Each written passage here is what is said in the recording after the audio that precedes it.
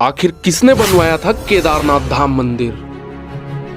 केदारनाथ मंदिर भारत के उत्तराखंड राज्य के रुद्रप्रयाग जिले में स्थित हिंदुओं का प्रसिद्ध मंदिर है। उत्तराखंड में हिमालयी पर्वत की गोद में बना केदारनाथ मंदिर 12 ज्योतिर्लिंगों में सम्मिलित होने के साथ साथ 4 धाम और 5 केदार में से भी एक है। यहाँ की प्रतिकूल जलवायु के कारण यह मंदिर अप्रैल से नवंबर माह के मध्य ही दर्शन के लिए खुलता है। सिर्फ देश से ही नहीं बल्कि विदेशों से भी हर साल लाखों की संख्या में श्रद्धालु श्री केदारनाथ धाम के दर्शन के लिए आते हैं। लेकिन बहुत कम लोग ही जानते हैं कि इस प्राचीन और पवित्र तीर्थ स्थल का निर्माण किसने और कब करवाया था। तो चलिए आज के वीडियो में आपको केदारनाथ धाम से जुड़े रहस्य और निर्माण से लेकर केदारनाथ धाम के संपूर्ण इतिहास के बारे में बताते हैं।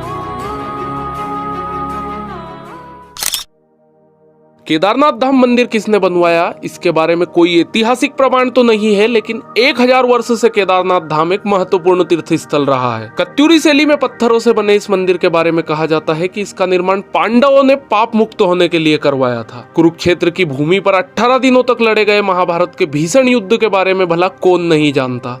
इस युद्ध में सभी रिश्तों की बलि चढ़ गई थी, फिर चाहे वह गुरु शिष्य का रिश्ता हो, भाई भाई का या चाचा भतीजे का। 18 दिनों तक निरंतर कुरुक्षेत्र की भूमि कौरव पांडव की सेना के रक्त से लाल हो गई थी। महाभारत का युद्ध समाप्त होने के पश्चात विजय तो अवश्य ही पांडवों की हुई थी, लेकिन तब तक बहुत देर हो चुकी थी, क्योंकि उन्होंने भी बहुत कुछ खो दिया था।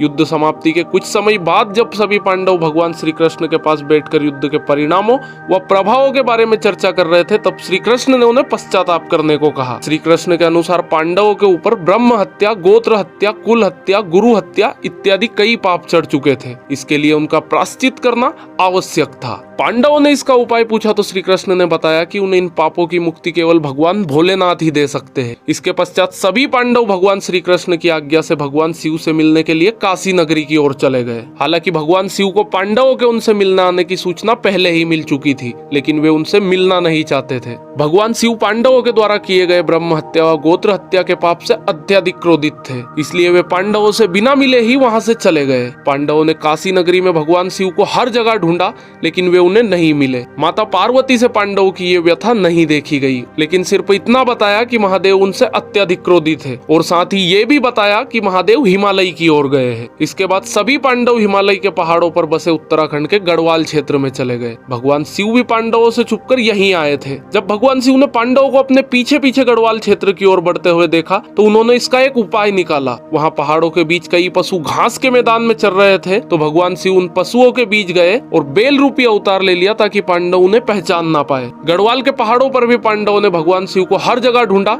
लेकिन वो उन्हें नहीं मिले। अंत में पांडवों को आभास हुआ कि भगवान महादेव इन्हीं पशुओं के झुंड में हो सकते हैं, और महाबली भीम को एक उपाय सूझा और उन्होंने अपने दोनों पैरों को पहाड़ी के दोनों सिरों पर टिकाया और गहनता से महादेव को ढूंढने के लिए सभी पशुओं को अपने पैर के नीचे से निकालना शुरू किया। भीम के विशालकाय रूप को देखकर पहाड़ों के सभी पशुओं में हलचल पैदा हो गई और वे इधर उधर भागने लगे, लेकिन एक बेल अपनी जगह पर स्थिर खड़ा रहा। उस बेल पर भीम के विशालकाय रूप का कोई प्रभाव नहीं दिखा। यहाँ देखकर भीम समझ गया कि यही बेल महादेव का रूप है, जो बेल का अवतार लेकर हमसे छिप रहे हैं। महादेव को भी पता चल गया कि भीम ने उन्हें पहचान लिया है। यहाँ देखकर वे बेल रूपी अवतार के साथ धरती में समाने लगे। भगवान शिव के बेल अवतार को धरती में समाते देख भीम तेजी से उनकी तरफ लपका और बेल की पीठ अपने हाथों से जकड़ ली। भीम के द्वारा बेल की पीठ अपने हाथों से जकड़े जाने के कारण वह वहीं पर रह गई, जबकि बेल के अन्य 4 भाग उत्तराखंड के 4 अन्य स्थलों पर निकले। आज उन्हीं 4 स्थलों पर 4 अन्य केदार है। इनमें भगवान शिव के बेल रूपी अवतार का मुख रुद्रनाथ में, भुजाएं टुंगनाथ में, नाभि मध्य महेश्वर में व जटाएं कल्पेश्वर में प्रकट हुई थी। इन्हीं 5 जगहों को सम्मिलित रूप से पंच केदार के नाम से जाना जाता है। अब सवाल यह है कि केदारनाथ मंदिर किसने बनवाया व इसका क्या इतिहास रहा है। तो चलिए आगे की कहानी जानते हैं। भीम के द्वारा भगवान शिव के बेल अवतार की पीठ पकड़े जाने के बाद वहां वही रह गई थी। जब उन्हें बेल के बाकी 4 अंग 4 अन्य स्थानों पर प्रकट होने का ज्ञान हुआ, तब उन्होंने शिव की महिमा को समझ लिया।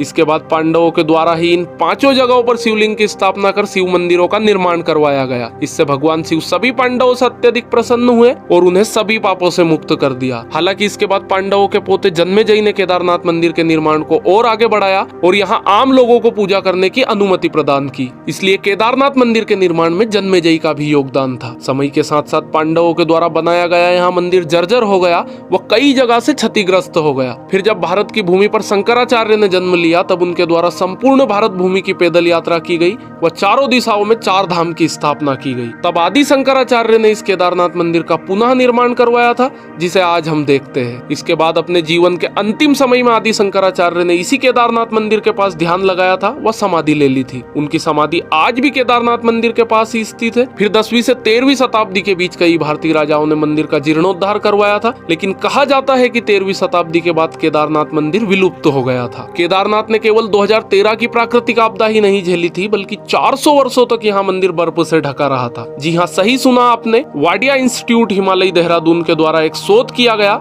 जिसमें बताया गया कि 13वीं शताब्दी से लेकर 17वीं शताब्दी तक इस जगह पर भीषण बर्फबारी हुई थी। उस बर्फबारी में न केवल केदारनाथ मंदिर बल्कि संपूर्ण क्षेत्र बर्फ में दब गया था। तब 400 वर्षों तक केदारनाथ मंदिर पूरी तरह से बर्फ में ढका रहा था। उसके बाद 17वीं शताब्दी में बर्फ हटने के बाद मंदिर पुनः देखने में आया और फिर से यहाँ की यात्रा शुरू कर दी गई। मंदिर की दीवारों पर बर्फ से ढके होने के निशान आज भी देखे जा सकते हैं। हालांकि 2013 में आई भीषण प्राकृतिक आपदा के बाद केदारनाथ मंदिर के आसपास के ढांचों को बहुत क्षति पहुंची थी। इसके बाद भारत व उत्तराखंड की सरकारों के द्वारा केदारनाथ धाम, आदि शंकराचार्य की समाधि व उसके आसपास के स्थलों को पुनः ठीक करवाकर उन्हें नवीन रूप दिया गया और आज फिर से केदारनाथ धाम लाखों करोड़ों भक्तों की श्रद्धा का केंद्र है। लेकिन पुराणों में यहाँ भविष्यवाणी की गई है कि भविष्य में केदारनाथ धाम लुप्त हो जाएगा। उनके अनुसार नारायण की शक्ति से पहाड़ों का आपस में मिलन होगा और इस क्षेत्र में स्थित सभी धाम लुप्त हो जाएंगे, जिनमें केदारनाथ व बद्रीनाथ मुख्य है। पहाड़ों के आपस में मिलन से इन धामों के मार्ग लुप्त हो जाएंगे व ये एक रहस्य बनकर रह जाएंगे। पुराणों में यहाँ भी कहा गया है कि इसके बाद एक नया धाम बनेगा जिसे भविष्य बद्री के नाम से जाना जाएगा। तो उम्मीद करता हूँ कि जानकारी पसंद आई होगी। अगर वीडियो अच्छी लगी हो तो कमेंट करके जरूर बताना और वीडियो को लाइक और चैनल को सब्सक्राइब करना बिल्कुल मत भूल जाना। चलिए मिलते हैं ऐसी ही किसी नेक्स्ट वीडियो के साथ।